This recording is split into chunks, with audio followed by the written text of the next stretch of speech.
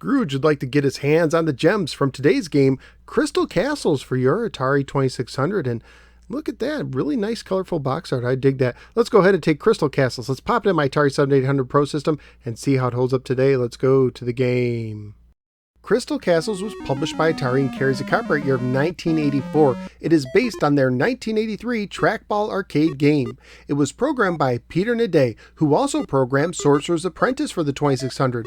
The manual opens with the following bearable tale. Once upon a time, Bentley Bear was rambling through the woods, daydreaming about poached salmon. He stopped to take a nap in his favorite hollow tree trunk, but when he awoke, he found himself inside a huge castle glittering with diamonds, emeralds, and pearls.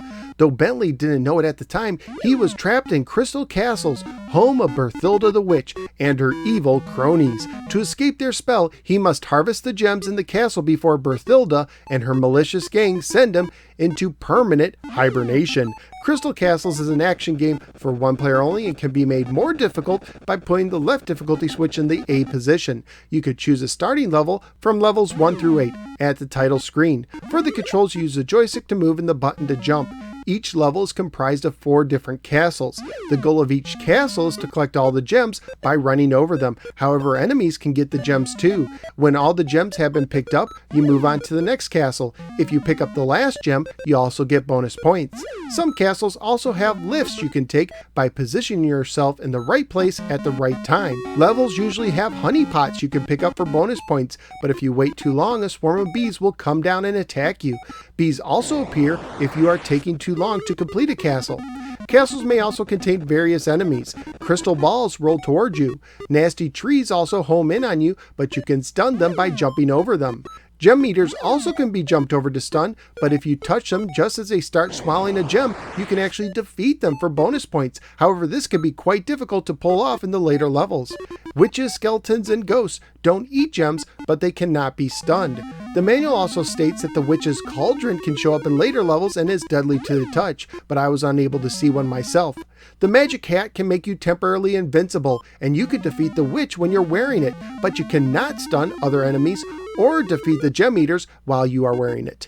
In later levels, it will bounce around and turn into a crystal ball if you take too long to pick it up. Scoring wise, you get 1 point for harvesting the first gem, 2 points for the second gem, and so on up to 99 points per gem. If you harvest the last gem in the castle, you get 1,000 points at the first castle, and that value increases by 100 points for every castle after that. If you put on the magic hat or defeat a gem eater, you get 500 points. If you eat the honey, you get 1,000 points. If you defeat Berthilda the Witch while wearing a hat, you get 3,000 points.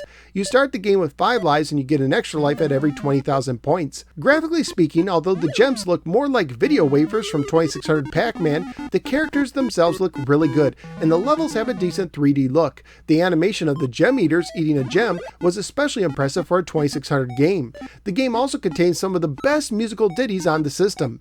Family friendly wise, the game would most likely get an E for everyone rating if it was released today. At the time I researched on eBay including shipping, loose copies were going for $5 to $6, complete were going for $8 to $11, and new copies were selling for $11 to $27. So what did I think of Crystal Castles?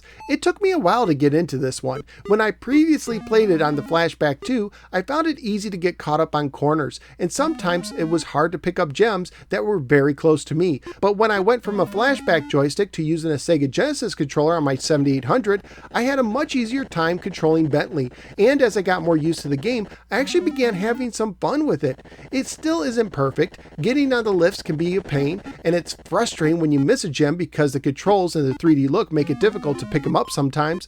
Also, even though this was a trackball game, I wouldn't recommend using a trackball with this home port. It's fun to start with, but it really makes the game more difficult to control, especially as the difficulty increases. But in the end, with a little time getting used to the game and with the right controller, I did enjoy Crystal Castles enough to want to play it again. So where am I going to rank Crystal Castles? This one is going somewhere in the early 100s. I do like Space Attack more at 103, but I will put this over Polaris at 104. So out of the 173 games I've now ranked on the Atari 2600, Crystal Castles is jumping over a swarm of bees into the 104 position. Give Crystal Castles some time to get used to and the right controller, and you too might enjoy this game. But that's only my opinion. What do you think? Let me know in the comments below. Also, please like, share, and subscribe. Follow me both on the Facebook and the Twitter. check out some of my many other videos, and sign up at patreon.com/NoSwearGamer, just like Janitor Sean from the Atari 7800 Homebrew Podcast did, to support the show and gain access to exclusive perks. Thank you for giving me a little part of your day, and I look forward to seeing you next time on the next episode of the No Swear Gamer. Take care, and if you see a honey pot just sitting out in the open, you better grab it before the bees come. Not the bees, not the bees!